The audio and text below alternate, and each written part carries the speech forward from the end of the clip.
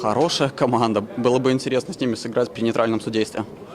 Да что говорить о судействе? Не хочу ничего говорить. Пускай смотрят. Все фолы 50/50, все против нас было свистнуто. Все ауты 50/50, все против нас было свистнуто. Вроде бы ничего не заметно, а с другой стороны, когда играешь и против тебя так свистят, очень противно играть.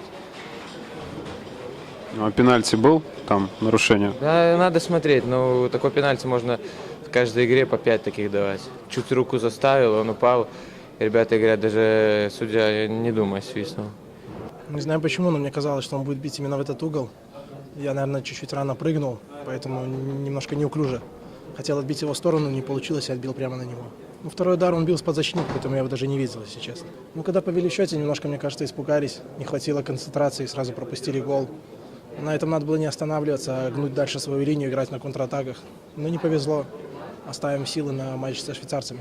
Видели Швейцарию, и Англию, и Украину. Всех видели, все нормальные команды, со всеми можно играть, всех можно обыгрывать.